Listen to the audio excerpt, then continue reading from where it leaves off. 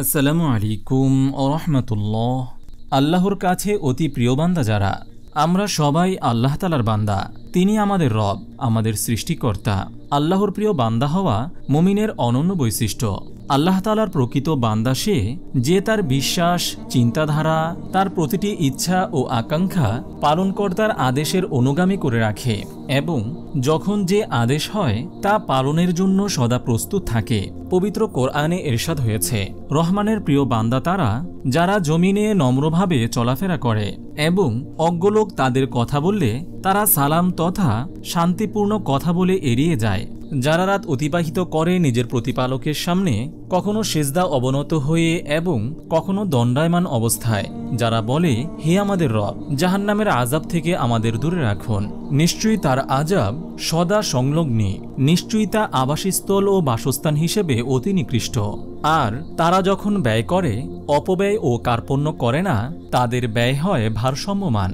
এবং যারা আল্লাহর সঙ্গে অন্য কারো ইবাদত করে না, আল্লাহ যে প্রাণকে মর্যাদাবান করেছেন অন্যায়ভাবে তা হত্যা করে না এবং তারা ব্যভিচারও লিপ্ত হয় না, যে ব্যক্তি এরূপ করবে তাকে তার গুনাহের সম্মুখীন হতে হবে। আর যে ব্যক্তি এরূপ করবে তাকে গুনাহের শাস্তির সম্মুখীন হতে হবে। সূরা আনকাবুত আয়াত 63 থেকে 68। অন্য আয়াতে এসেছে, আর রহমানের বান্দা তারাও যারা অন্যায় কাজে লিপ্ত হয় না এবং যখন কোনো বেহুদা কার্যকলাপের কাছে দিয়ে যায় তখন আত্মসম্মান বাঁচিয়ে চলে যায়। যখন তাদের রবের আয়াত দ্বারা তাদের উপদেশ দেওয়া হয় তখন তারা বধিরের মতো আচরণ করে না। যারা এই বলে দোয়া করে, হে রব, আমাদের স্ত্রী ও সন্তানদের বানাও আমাদের নয়ন প্রীতিকর এবং আমাদের বানাও মুত্তাকিদের নেতা। সূরা আনকাবুত আয়াত 72 থেকে 74। আল্লাহর বিশেষ বান্দাদের পুরস্কারের কথাও বর্ণিত হয়েছে পবিত্র কোরআনে। ইরশাদ হয়েছে, এরাই তারা যাদের সবরের প্রতিদান স্বরূপ জান্নাতের সুউচ্চ প্রাসাদ দেওয়া হবে এবং সেখানে শুভেচ্ছা ও সালামের মাধ্যমে তাদের অভ্যর্থনা করা হবে। তারা স্থায়ী জীবন লাভ করবে। আবাসস্থল ও বাসস্থান হিসেবে তা কতই না উত্তম। সূরা আনকাবুত আয়াত 75 থেকে 76। উল্লেখিত আয়াতগুলোতে আল্লাহ তাআলার প্রকৃত ও প্রিয় বান্দাদের 13টি গুণের কথা উল্লেখ করা হয়েছে। তা হল, নম্বর 1, তারা আল্লাহর প্রকৃত প্রিয় বান্দা।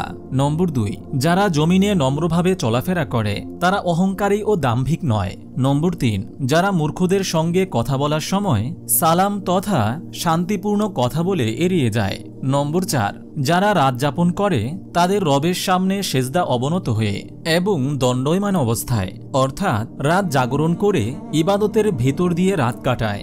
নম্বর 5, যারা আল্লাহর ভয় ও আখিরাতের চিন্তায় ইবাদতে মশগুল থাকে এবং আল্লাহর কাছে পানাহ চায়। নম্বর 6, আল্লাহর প্রিয় বান্দারা ব্যয় করার সময় অপব্যয় করে না এবং কৃপণতা ও ত্রুটিও করে না, বরং উভয়ের মধ্যবর্তী সমতা বজায় রাখে। নম্বর 7, তারা ইবাদতে আল্লাহর সঙ্গে কাউকে শরিক করে না, কেননা শিরিক সর্ববৃহৎ গুনাহ। আল্লাহ তাআলা সবকিছু ক্ষমা করলেও শিরিক ক্ষমা করবেন না। নম্বর 8, তারা কাউকে অন্যায়ভাবে হত্যা করে না। নম্বর 9, তারা জেনা ও ব্যভিচারে লিপ্ত হয় না। নম্বর 10, তারা মিথ্যা ও বাতিল মজলিসে যোগদান করে না। মিথ্যা চর্চা কেন্দ্র এবং অনর্থক আলোচনার আসর থেকেও আল্লাহর প্রিয় বান্দারা বিরত থাকেন। নম্বর 11, যারা কোনো অন্যায় বা বেহুদা কার্যকলাপের কাছে দিয়ে অতিক্রম করলে আত্মসম্মান বাঁচিয়ে গম্ভীর্যপূর্ণ হয়ে ভদ্রতার সঙ্গে চলে যায়। নম্বর 12, তাদের আখিরাতের কথা স্মরণ করানো হলে তখন তারা এসবের প্রতি অন্ধ ও বধিরের মতো আচরণ করে না, বরং শ্রবণ শক্তি ও অন্তর্দৃষ্টি সম্পন্ন মানুষের মতো এ নিয়ে চিন্তাভাবনা করে এবং তদনুযায়ী আমল করে। নম্বর 13, যারা নিজ সন্তান সন্ততি ও স্ত্রীদের জন্য আল্লাহ তাআলার কাছে দোয়া করে, হে মাবুদ, তাদেরকে আমার চক্ষু শীতলের উপকরণ বানাও। এই হল আল্লাহর বিশেষ ও প্রিয় বান্দাদের বিশেষ গুণাবলী। মহান আল্লাহ তাআলা আমাদের সবাইকে আল্লাহ তাআলার প্রিয় বান্দা হওয়ার তৌফিক দান করুন, আমিন। আপনি যদি এরকম ভিডিও আরও পেতে চান তাহলে এই চ্যানেলটি সাবস্ক্রাইব করে পাশে রাখা বেল আইকনটি অন করে দিন।